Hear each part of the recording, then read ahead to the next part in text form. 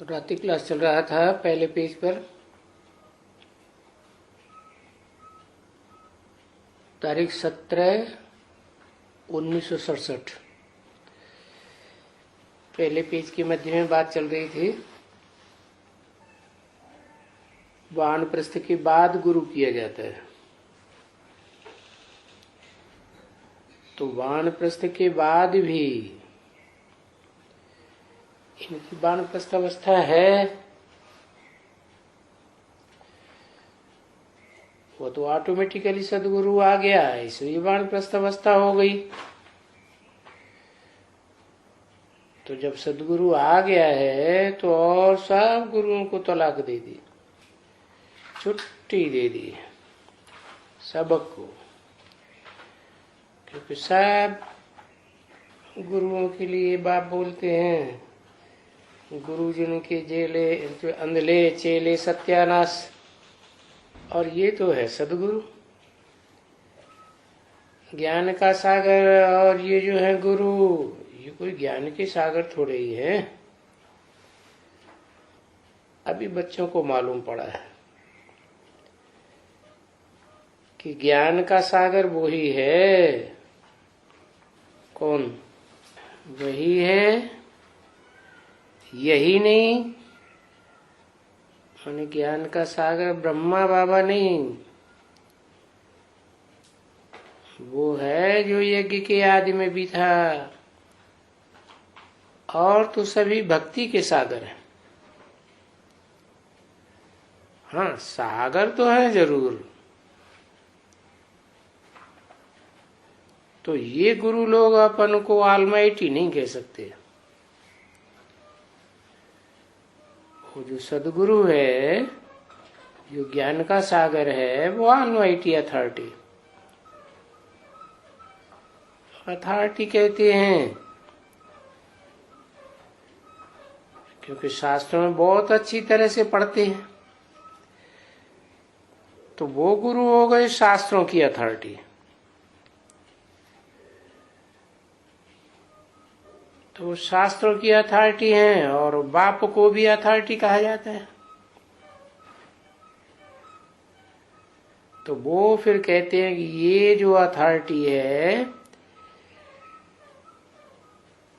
जो दुनियावी गुरु लोग हैं, उनकी वेद शास्त्र ग्रंथ आदि पढ़े हुए हैं, उनकी अथॉरिटी है।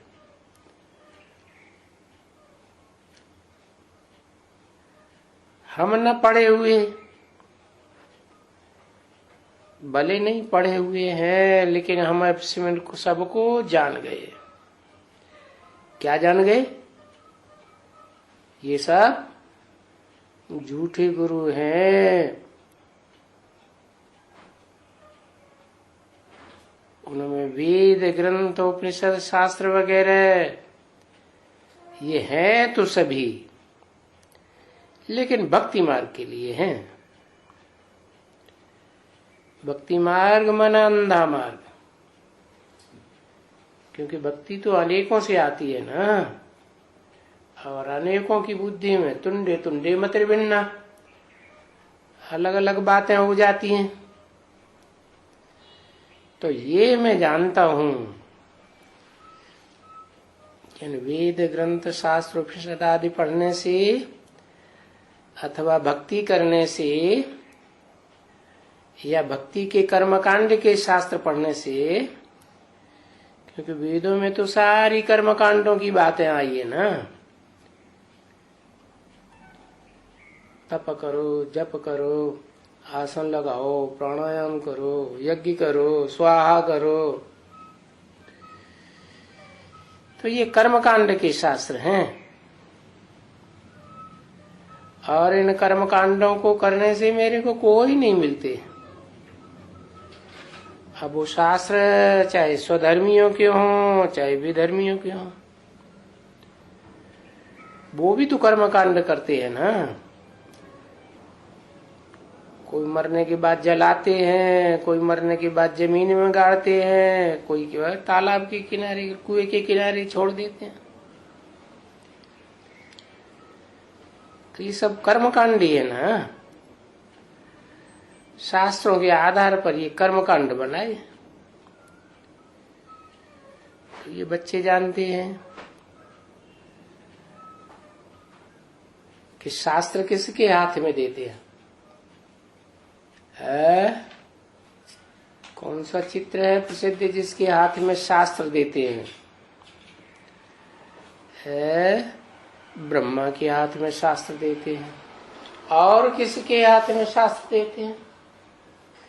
रावण के हाथ में शास्त्र देते हैं। तो क्या है ये ऐसे क्यों दिखाया है? इसका मतलब क्या हुआ? सदगुरु के हाथ में तो शास्त्र नहीं होता, वो तो शास्त्र पढ़ के नहीं सुनाते हैं, तो अजन्मा है, इसलिए उनको त्रिकालदर्शिता का ज्ञान है, तीनों कालों का ज्ञान रहता है। जन्म मरण के चक्र में आते नहीं, इसलिए कुछ भूलते नहीं, तो उन्हें पढ़ने की कुछ दरकार ही नहीं। तो बताया कि उस एक से ही आती है ज्ञान की अथॉरिटी, और सब गुरुओं से आती है भक्ति मार्ग की अथॉरिटी, माने शास्त्रों की अथॉरिटी। ये मैं जानता हूं कि इन्हें पढ़ने से अथवा भक्ति करने से, कर्मकांड करने से, इन शास्त्रों से कोई भी मिलता नहीं है। कोई को मिला हो तो बताए,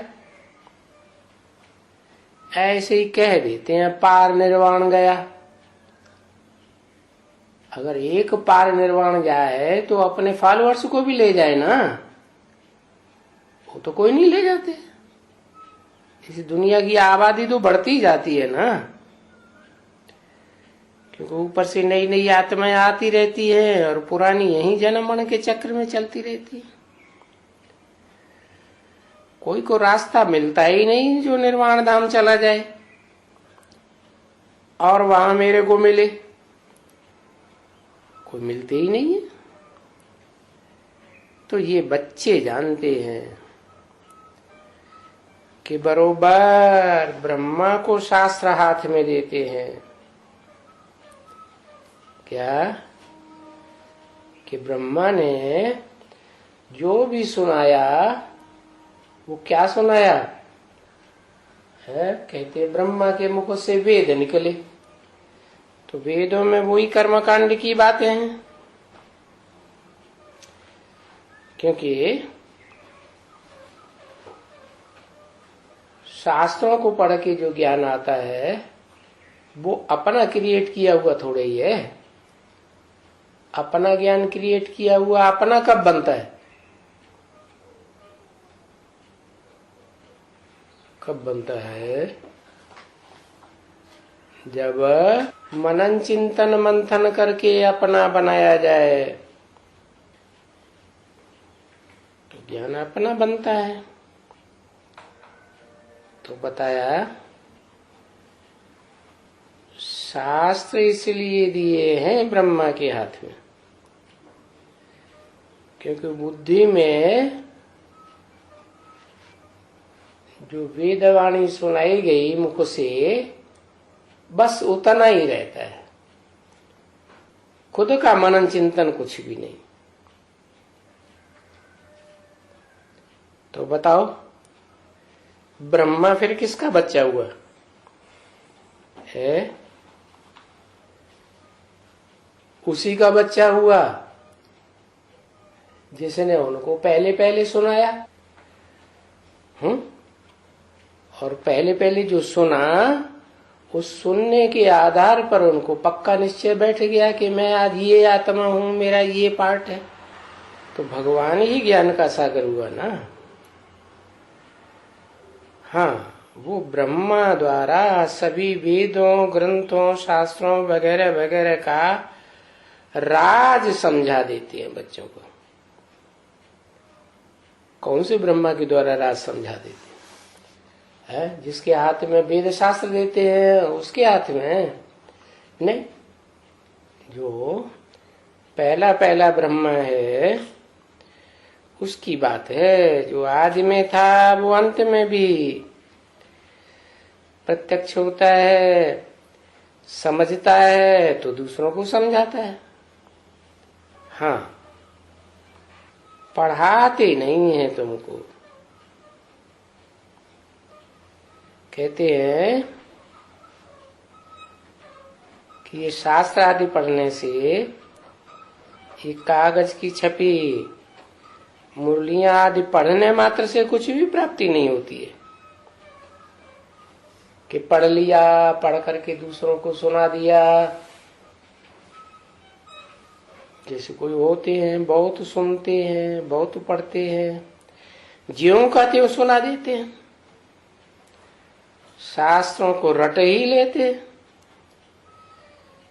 जैसे कहते हैं शंकराचार्य को 8 साल की उम्र में सारे वेद याद हो गए। तो तुम बच्चे भले बच्चों ने बहुत पढ़े हैं शास्त्र, समझा ना। चलो इस जन्म में नहीं पढ़े हुए हैं तो आगे जन्मों में जो पास्ट के जन्म हो गए उनमें तो बहुत ही शास्त्र वगैरह पढ़े हैं, सुने भी हैं, लेकिन प्राप्ति तो कुछ भी नहीं हुई ना।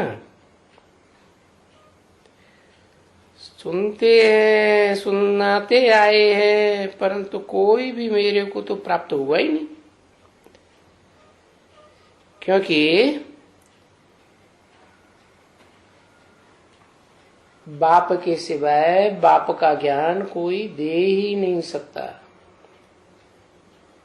इसलिए मुझे ही आना पड़ता है। ऐसे कोई जाकर के भगवान से मिले, ऐसे नहीं हो सकता है। फिर तो भगवान को इस सृष्टि पर आने की दरकार ही नहीं, क्योंकि मैं आता हूं सुनाने के लिए, थोड़ा ही आता हूं। सिर्फ ज्ञान सुनाने के लिए आता हूं, किस लिए आता हूं? है? मेरा लक्ष्य जो है आने का ज्ञान सुनाना है, या ऐसे कहते हैं हे पतित पावन आओ हमको ज्ञान सुना के चले जाओ? नहीं, हम पतितों को आकर पावन बनाओ। तो पावन बनाने का रास्ता ज्ञान में बताते हैं। बाकी ज्ञान कोई साध्य थोड़ी है। ज्ञान सुन करके, समझ करके साधक बनते हैं। साधक बनते हैं तो इंद्रियों को साधने का पुरुषार्थ करते हैं। इंद्रियां सधी हुई रहती हैं तो शक्ति क्षीण नहीं होती। तो मैं आता हूं किस लिए? पतितों को पावन बनाने मेरा लक्ष्य है, ज्ञान सुनाना लक्ष्य नहीं है। आता हूं इनको पवित्र बनाने के लिए। इनको माने किनको है? पहले पहले किनको? लक्ष्मी नारायण को। इनको पवित्र बनाने के लिए आता हूं। तो कब तक काम पूरा कर लेते हैं? उनका जो काम है वो कब तक पूरा हो जाता है? 2026 में पूरा हो जाता है। अरे आत्माओं को पवित्र बनाने के लिए आता हूं कि शरीर को पवित्र बनाने के लिए आता हूं? किस लिए आता हूं? आत्माओं को पवित्र बनाता हूं तो कब तक बनाता हूं? 1976 में। 1976 में जिन आत्माओं के लिए बोला है क्या? आता हूं इनको पवित्र बनाने के लिए। इनको कह के किस तरफ इशारा किया? लक्ष्मी नारायण की तरफ। तो ये पवित्र बन जाते हैं तो इनके द्वारा फिर सारी दुनिया पवित्र बनती है। तो जब तक आत्मा पवित्र नहीं बनी है और पवित्र नहीं बनी है तब तक ये आत्मा वापस नहीं जा सकती। क्योंकि क्यों नहीं जा सकती? क्योंकि पवित्र बनेगी तो हल्की बनेगी, अपवित्र रहेगी, बेविचार में रहेगी या विकारी बनी रहेगी तो भारी बनी रहेगी। विकारों से, विकारी संकल्पों से भारी हो जाएगी, वाचा भी विकारी होती रहेगी, कर्मेंद्रियों के कर्म भी विकारी होते रहेंगे। तो हल्की बनेगी कि भारी बनेगी? भारी हो जाती है, वापस जा ही नहीं सकती। जैसे कोई के ऊपर ढेर सारा वजन डाल दो और फिर कहो दौड़ो, तो उसकी दौड़ की जो स्पीड है वो कम हो जाएगी कि बढ़ जाएगी? कम हो जाएगी। जिनके ऊपर वजन नहीं होता है तो वो तेजी से दौड़ सकते हैं। तो इसीलिए मुझे बुलाते हैं। किस लिए? कि मैं आ करके ऐसा ज्ञान सुनाऊं जिससे तुम बच्चे पवित्र बन जाओ। तो अभी बच्चे जान गए हैं अच्छी तरह से कि हम किसके सामने बैठे हुए हैं। क्या क्या जान गए अच्छी तरह से? और किसके सामने बैठे हैं? बच्चे कहेंगे हम ब्रह्मा बाबा के सामने बैठे हैं। तो बाबा पूछते हैं, अक्सर पूछते हैं बच्चे किसकी गोद में आए हो? तो कोई बच्चे कहते ब्रह्मा बाबा की गोद में आए। तो बाबा कहते पट फेल हो गया, उतर गोदी से। जो कहते हैं शिव बाबा की गोद में आए हैं तो पास हो गया। तो बुद्धि का सारा खेल हुआ ना। क्या क्या बुद्धि का खेल हुआ है? श्रद्धा, विश्वास और आस्था किस आत्मा के ऊपर बैठी हुई है? तो पूछते हैं किसके सामने बैठे हुए हैं? हम उसके सामने बैठे हैं जिसको हम पतित पावन कहते थे भक्ति मार्ग में। हे पतित पावन आओ, किसको कहते थे? किसके लिए गाते थे?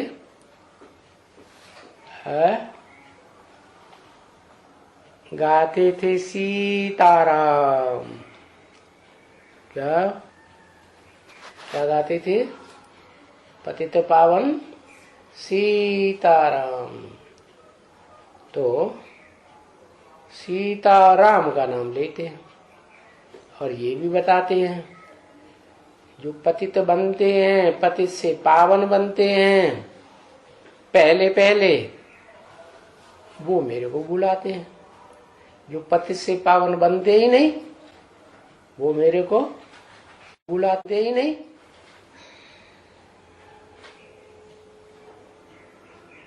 तो भक्ति मार्ग में जिसे तुम पतित पावन कहते थे, अभी हम उसके सामने बैठे, क्योंकि ज्ञान बगैर पावन कभी कोई बन नहीं सकता है। किसके सामने बैठे हैं?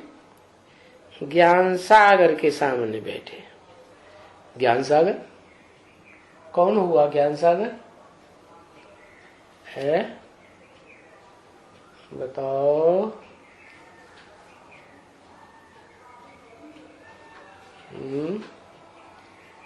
ज्ञान सागर ब्रह्मा बाबा हुआ, शिव बाप हुआ, उसे शिव बाबा कहेंगे। ब्रह्मा बाबा में जो बैठा है उसे शिव बाबा कहेंगे। है फिर किसके सामने बैठे है? पूछा जिसके सामने बैठे हैं वो कौन सा ज्ञान सुना रहा है? अमृत पान करा रहा है या सिर्फ साधारण ज्ञान, गीता ज्ञान सुना रहा है? इसलिए मुरली में बोला अभी गीता ज्ञान कहेंगे, ज्ञान अमृत नहीं कहेंगे। क्यों? क्योंकि अमृत तो तब निकलता है जब मंथन किया जाता है। तो मंथन करने से अमृत निकलता है। उस अमृत मंथन को पीने से फिर देवताएं अमर बनते हैं। जैसे चंद्रदेव,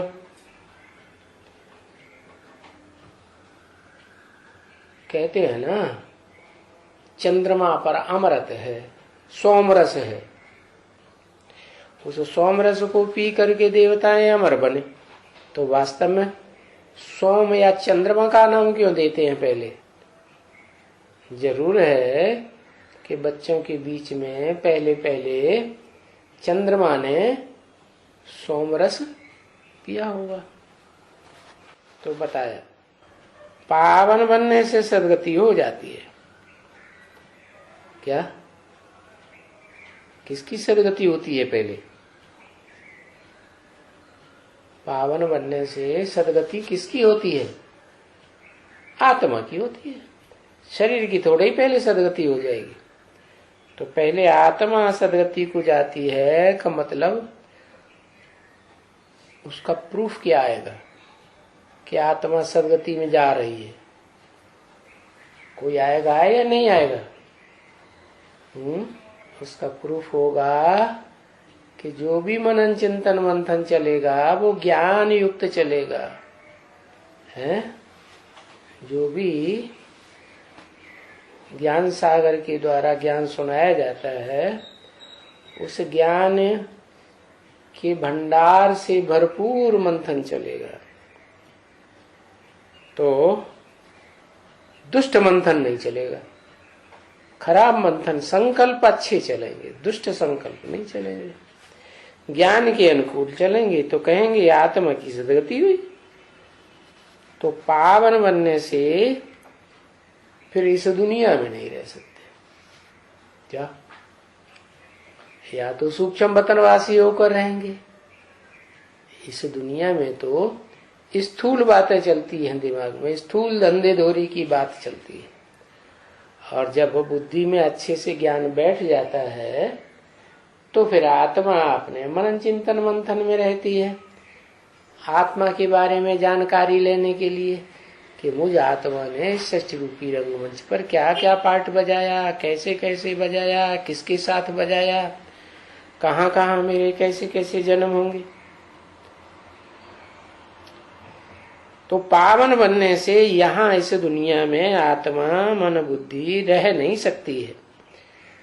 पावन बनने से जरूर नई दुनिया में, पावन दुनिया में जाएंगे ना,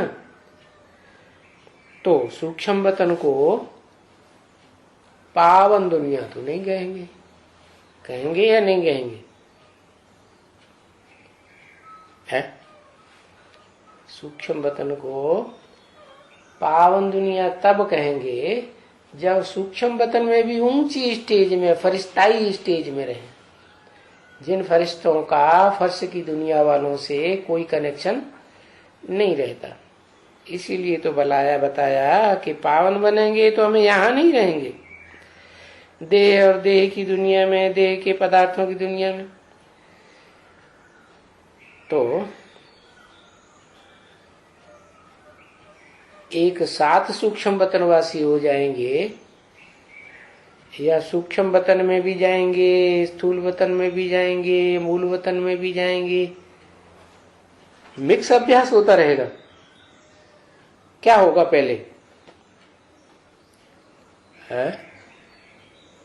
पहले क्या होगा? डायरेक्ट सूक्ष्म वतन में चले जाएंगे सदा काल के लिए?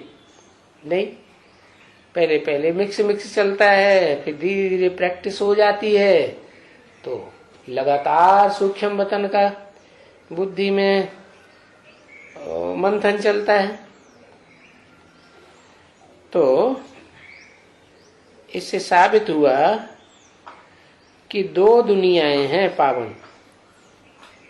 एक तो सूक्ष्म वतन के थ्रू शांति धाम जाना, और फिर शांति धाम से डायरेक्ट विदाउट वाया सूक्ष्म वतन सुख धाम में आना।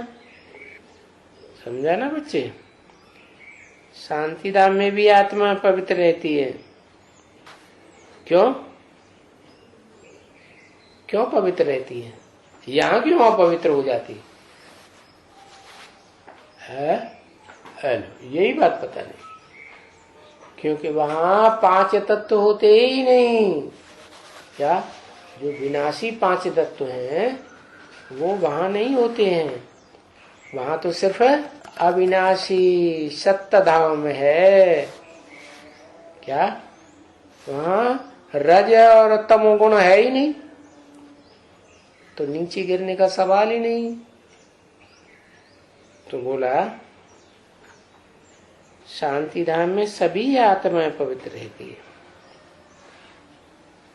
और सुखधाम में भी आत्माएं पवित्र रहती हैं, लेकिन ग्रेड धीरे धीरे नीचे गिरता जाता है। और दुखधाम में कोई आत्मा पवित्र नहीं रहती। क्या कब से कौन से युग में होता है दुखधाम? जहां द्वैतवाद चलता है, शुरू होता है, वहां से हो जाता है दुखधाम।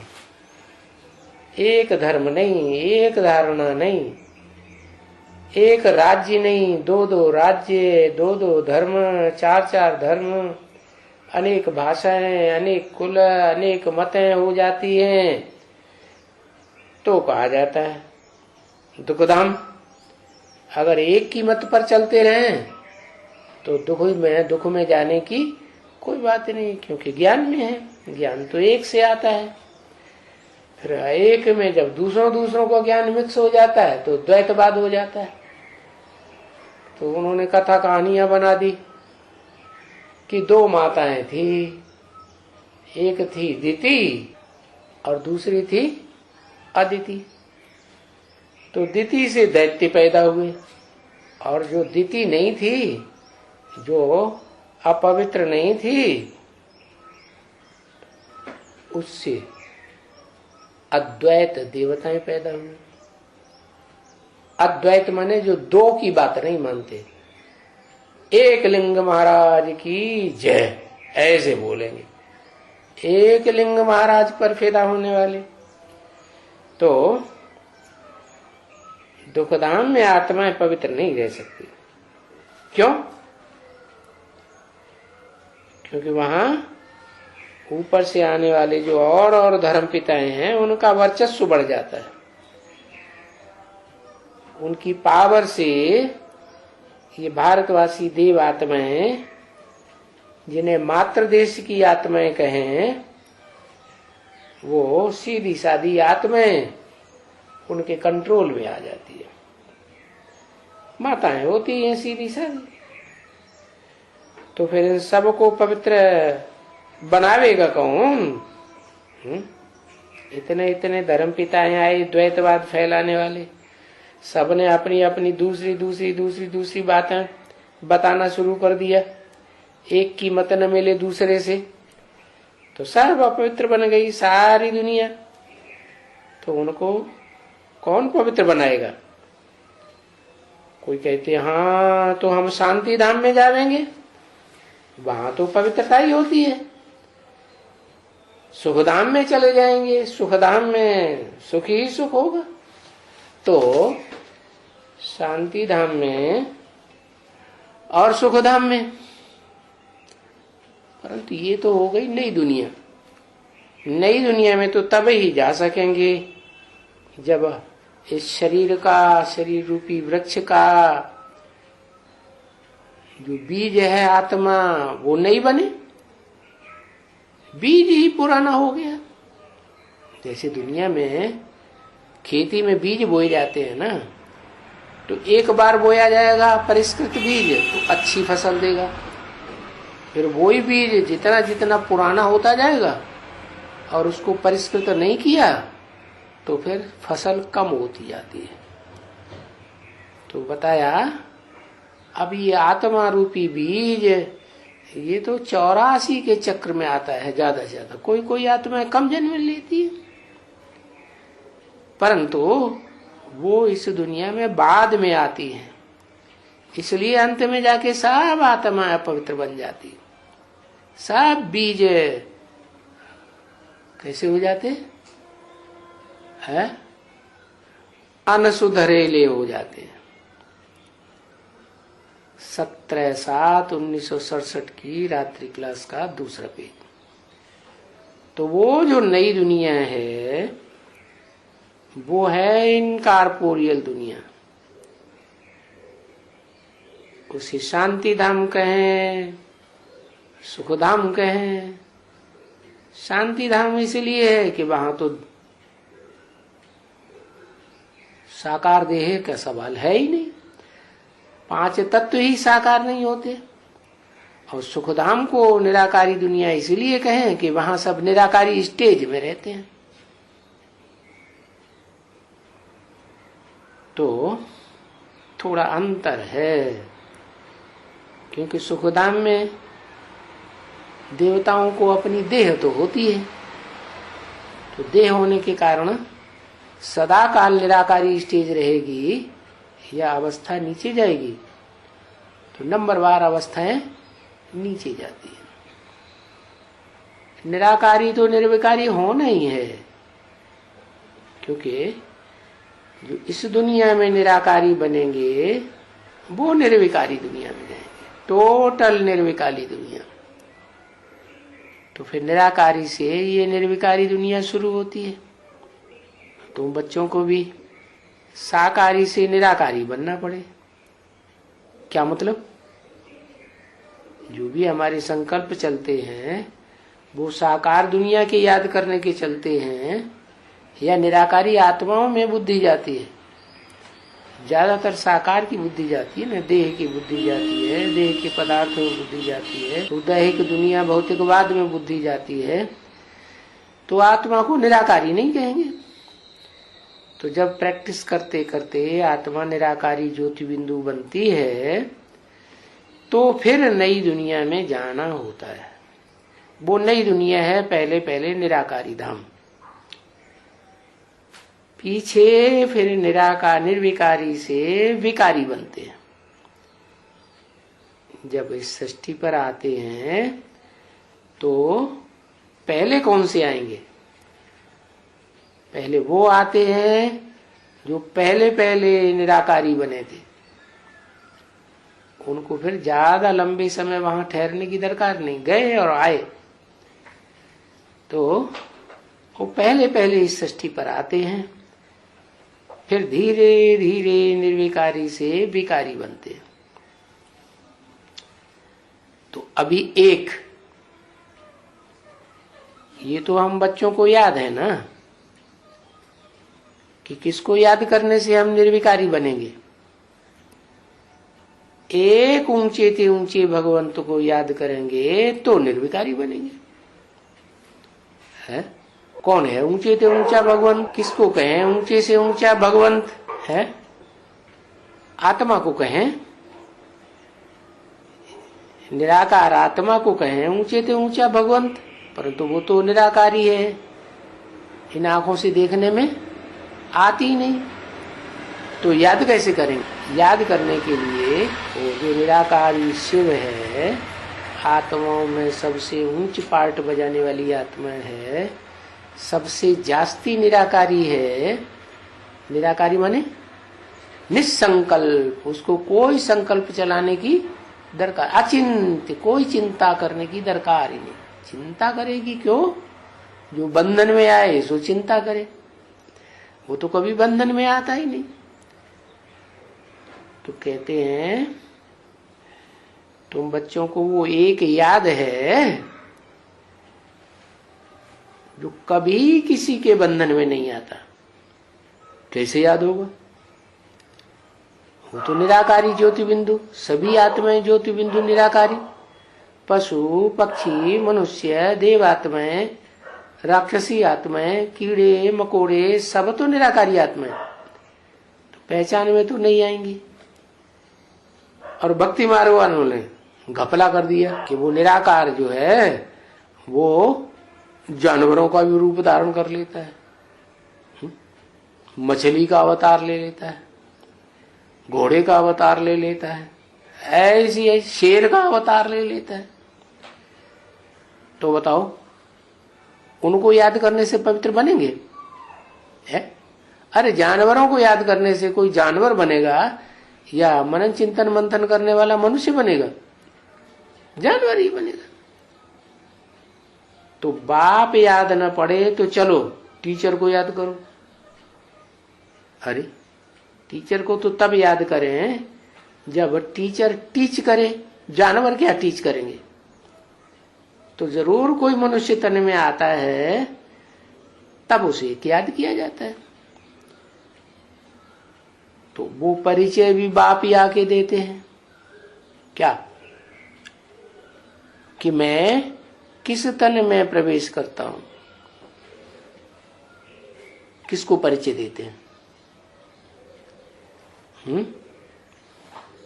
जो मनुष्य सृष्टि का बाप है उसमें प्रवेश करते हैं। फिर ये किसको पता चलता है? ये पता उसी को चलता है जिसमें वो प्रवेश करता है, और दूसरों को पता नहीं चलता। क्योंकि नियम है क्या कि बाप का परिचय बाप ही दे सकता है। या तो माँ को परिचय मिलता है या तो बच्चों को परिचय मिलता है, लेकिन देता कौन है? बाप ही देता है। तो जो मनुष्य सृष्टि का बाप है उसका परिचय भी कौन देगा?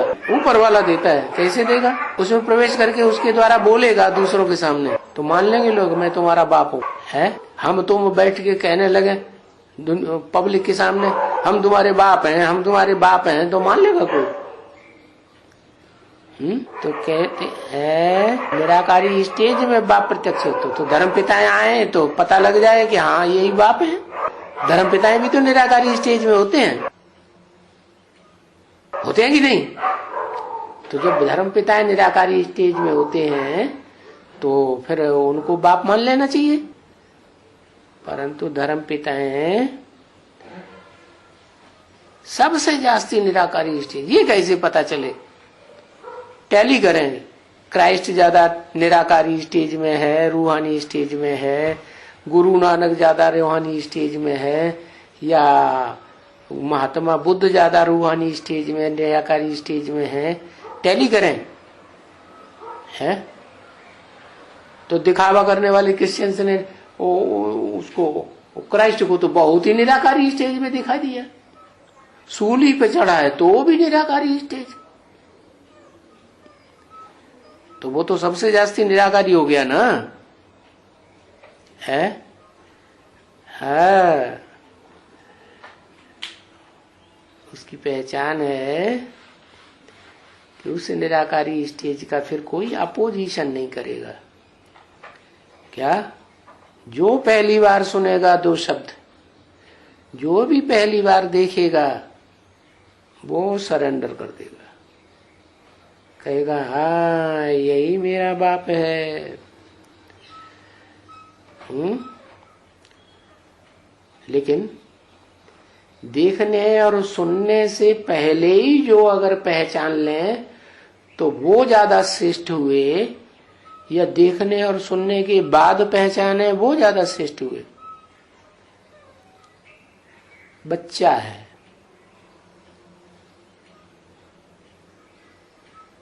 उसको माँ बार बार बोलती है तुम्हारा पापा है, पापा है, तो एक दो बार 10 बार 20 बार कहने से पक्का हो जाता है उसको ये पापा है। और पापा से हमें क्या प्राप्ति होगी? है? अम्मा से तो प्रत्यक्ष है, पालना करती है, दूध पिलाती है, अच्छे से सुख देती है, खुद दुख में रहती है, तो बच्चे को अनुभव होता है कि माँ वो बहुत प्यार करती है। बाप को कैसे विश्वास करे? तो वो विश्वास उन बच्चों को होता है जो ज्ञान को समझ लेते हैं। जो बाप आकर के टीचर बन के टीच करता है तो टीचर के द्वारा पढ़ाई के आधार पर बुद्धि में बैठता है कि ये हमारा सुप्रीम टीचर है, ऐसी टीचिंग और कोई कर नहीं सकता। तो चलो यही बताते हैं कि बाप याद न पड़े तो टीचर को याद करो, क्योंकि टीचर उसे ही कहेंगे जो सुप्रीम टीचर है, जो ऐसी पढ़ाई पढ़ाए जैसी पढ़ाई कोई और पढ़ा न सके। सुप्रीम टीचर उसे ही कहेंगे जो सबको पढ़ाए लेकिन उसको कोई पढ़ाई सृष्टि के आदि मध्य अंत की पढ़ाई न सके। गुरु को याद करते हैं। गुरु तो है ही सदगति देने वाला। सदगति किस बात की? पहले आत्मा की सदगति, फिर शरीर की भी सदगति। तो जो भी टीचर के पास पढ़ते हैं उस सभी बच्चों से पूछो तुमको क्या याद ज्यादा आता है, तो कहेंगे हमको स्कूल का टीचर ज्यादा याद आता है। क्यों? अम्मा क्यों नहीं याद आती ज्यादा? कि अम्मा के कनेक्शन में अब हम ज्यादा रहते ही नहीं है, तो ज्यादा याद भी नहीं पड़ता। ज्यादा कनेक्शन, जिसका ज्यादा संग करेंगे वो याद जरूर पड़ेगा। इसलिए गीता में क्या लिखा? संगात संजायते कामा। क्या? संग करने से कामना पैदा होती है। क्या अब इसके संग और करें और करें और करें, इससे बातें करें, ये करें, इसके साथ रहें, इससे लेन देन करें, ये सारा बुद्धि में चलता रहेगा। तो संग जो है वो रंग जरूर लगाता है। क्या? पवित्र होने का साधन क्या बताया? संग से रंग चढ़ता है। तो फिर सरेंडर हो जाते हैं। बाप के कंधे पे चढ़ के बैठ के रहेंगे तो संग लगेगा? क्यों नहीं लगेगा? अरे कंधे पे चढ़े हुए हैं। देखो चंद्रमा जी महाराज सर पे चढ़े हुए हैं तो उनको लंबा टाइम लगता है और बच्चों के मुकाबले कि कम टाइम लगता है? हाँ, आत्मा की बात है ना। आत्मा मन बुद्धि को कहा जाता है ना। मन बुद्धि लगाने की बात है। कोई ये शरीर से संग रहने की बात ही नहीं है। शरीर से भी संग रहने की बात है लेकिन वो गौण हो जाती है। मुख्य बात है मन बुद्धि संग में रहे। इसे कहते हैं सत्य का संग। तो ऐसे नहीं कि 1 घंटे ज्ञान सुन लिया टीचर से तो सत्य का संग हो गया, नहीं। तो ज्ञान सुनने के बाद भी जब घर जाएं या इधर उधर सेवा में रहें तो कौन याद आता रहे? है टीचर याद आता रहे। तो बताया बाप के पास जन्म लेते हो तो बाप को जरूर याद करते हो कि बुद्धि में बैठता है बच्चों को कि बाप से ही हमको वर्षा मिलेगा। तो हो गया 3 को याद करना। क्या? 3 को याद करते हैं। दुनिया में अलग अलग होते हैं। बाप अलग होता है, टीचर अलग होता है, सदगुरु अलग होता है। बुढ़ापा होता है तो सदगुरु को पकड़ते हैं। अब यहाँ तो तुम्हारा बाप भी एक ही है, टीचर भी एक ही है, सदगुरु भी एक ही है। बाप को भूलते हो, बाप का वर्षा याद नहीं आता। अच्छा टीचर को याद करो। टीचर ने तो टीच किया ना, तो वो जो कोई पढ़ाया है, जो पढ़ाता है वो याद आना चाहिए ना। टीचर को याद करो। तो ये 3 के बदले में 1 को याद करना होता है ज्ञान मार्ग में। और भक्ति मार्ग में तीनों अलग अलग होते हैं। कभी कभी 2 भी हो जाते हैं। जिनका बाप होता है वो टीचर भी होता है, लेकिन ऐसे नहीं कि वो बाप भी हो, फिर टीचर भी हो, फिर सदगुरु भी। तो अब सवाल यह है कि वो एक कौन है? कहेंगे एक शिव बाबा। अरे शिव बाबा? शिव तो ज्योति बिंदु निराकार आत्मा, वो तो आत्माओं का बाप ही है। उसको शरीर ही नहीं है तो दूसरे संबंध नाना चाचा काका ताऊ मामा कैसे बन जाएंगे? और शिव बाबा फिर कौन है? तो कहेंगे वो शिव निराकार ज्योति बिंदु आत्माओं का बाप जब शरीर में प्रवेश करते हैं तब है शिव बाबा। अब कौन से शरीर में प्रवेश करते हैं ये कैसे पता चले? तो बताया कि मां बाप का परिचय देती है। तो यहां हमारी मां कौन है ब्राह्मणों की? प्रैक्टिकल में यहां ब्राह्मणों की मां कौन है? ब्रह्मा। तो ब्रह्मा से हमें परिचय मिल रहा है क्या? बाप का। ब्रह्मा खुद बाप को जानते हैं? जानते हैं? और खुद ही नहीं जानते तो वो परिचय कहां से देंगे? है वो नहीं देते हैं परिचय, लेकिन उनके तन में जो शिव बाप प्रवेश करते हैं वो वाणी चलाते हैं। क्या? वो गीता का ज्ञान सुनाते हैं। क्या सुनाते हैं? गीता ज्ञान। वेद शास्त्र नहीं सुनाते। क्या सुनाते? शास्त्रों का सार सुनाते। तो वो गीता ज्ञान, वो उसके आधार पर ही जो बच्चे उस ज्ञान की वाणी को पकड़ते हैं, ब्रह्मा मुख से चलाई हुई वाणी को, उस पर मनन चिंतन मंथन करते हैं और अपने जीवन में धारण करते हैं, तो धीरे धीरे उनकी बुद्धि में बैठ जाता है कि शिव बाबा कौन है। ये ब्रह्मा हमारा शिव बाबा नहीं है जिससे हमें वर्षा मिलेगा। क्यों? ब्राह्मणों को जब वर्षा मिलता है शिव बाबा से, तो शिव बाबा क्या वर्षा देते हैं? ब्राह्मण बना के चले जाते हैं? नहीं। क्या करते हैं? ब्राह्मण सो देवता बनाने के लिए आते हैं। ऐसे नहीं सिर्फ ब्राह्मण बना, क्योंकि ब्राह्मण तो नीची ऊंची कई कुरियों के होते हैं, 9 कुरियों के ब्राह्मण होते हैं। तो शिव बाबा तो ऊंचे ऊंचे हैं, तो ऊंचे ऊंची कुरी का ब्राह्मण सूर्यवंशी ही बनाएगा ना। तो शिव बाबा पता ही चलता है तब जब हमारी बुद्धि में बैठे कि शिव ने सूर्यवंशियों का कुल पैदा किया। सूर्यवंशी माने सूर्य में क्या खासियत होती है? रोशनी ही रोशनी। तो बच्चों में भी ज्ञान की रोशनी ही रोशनी होगी। वो मनन चिंतन मंथन करेंगे और अपने अंदर ज्ञान क्रिएट करेंगे, अपनी आत्मा को पक्का करेंगे कि मैं असल सूर्यवंशी, मैं आत्मा मैं हूं। और दूसरे ब्राह्मणों को देखेंगे, ये तो चंद्रवंशी हैं, ये चंद्रमा को मानने वाले हैं, चंद्रमा को फॉलो करते हैं, अपने माँ बाप को फॉलो करेंगे। हम तो सूर्य को फॉलो करते हैं। किसको फॉलो करते हैं? ज्ञान सूर्य को फॉलो करते। तो सूर्य कौन हुआ? चंद्रमा कौन हुआ? सूर्य देखने में आता है कि नहीं देखने में आता है?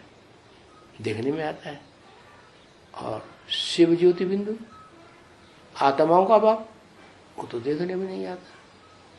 तो फिर वास्तव में सूर्य किसी के हैं?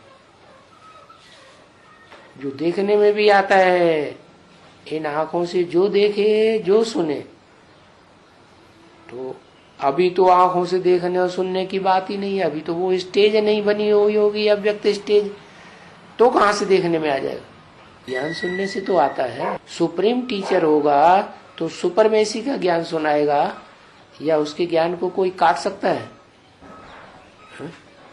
प्रश्न उत्तर करने वाले प्रश्न उत्तर करके छिछेड़ा नहीं उड़ा देंगे? है नहीं, उड़ा ही नहीं सकते।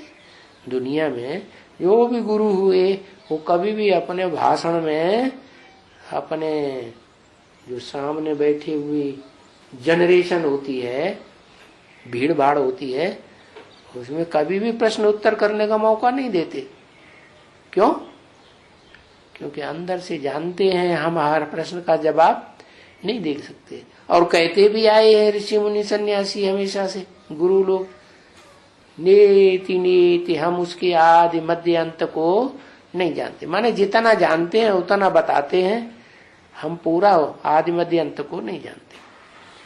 और शिव बाबा तो शिव बाबा होगा तो आदि मध्य अंत सारा ही बताएगा कि बीच में छोड़ देगा? कहीं बताएगा, कहीं नहीं बताएगा। नहीं, हर प्रश्न का जवाब देगा। शास्त्रों से पढ़ करके देगा, वेदों से, शास्त्रों से, उपनिषदों से पढ़ करके देगा, या दड़ा दड़ा ऐसे ही ओरली जवाब देता जाएगा? है, ओरली जवाब देगा ना। तो अब तुम समझ गए कि वो एक शिव बाबा कौन, वो हमारा टीचर भी बनता है। क्या? टीचर बनके, और साधारण टीचर नहीं, सुप्रीम टीचर। क्या? ऐसा टीचर है जिसको कोई टीच ही नहीं कर सकता। वो सबको टीच करेगा, लेकिन उसको कोई टीच नहीं कर सकता, कोई मुकाबला नहीं कर सकता। क्यों? ब्रह्मा बाबा मुकाबला नहीं कर सकते? क्यों? ब्रह्मा बाबा छोटा बच्चा है, दाढ़ी मूछ वाले को छोटा बच्चा कहते हो? हाँ, दाढ़ी मूछ वाला ब्रह्मा जब तक थे तो शिव बाबा उनमें बैठ करके इमर्ज करते थे उस आत्मा को, जो सुप्रीम टीचर का पार्ट बजाती है। बाकी प्रैक्टिकल में तो नहीं होता था। होता था? नहीं होता था। तो बोला यहाँ बैठने से तुम बच्चों को बाप भी याद आता है। किसको? तुम बच्चों को, इनको नहीं, इनके फॉलोअर्स को नहीं, तुम बच्चों को यहाँ बैठने से बाप भी याद आता है, बाप का वर्षा भी याद आता है। क्या? क्योंकि बाप है ही हेवनली गॉडफादर। हेवनली गॉडफादर है तो हेवन ही रचेगा ना।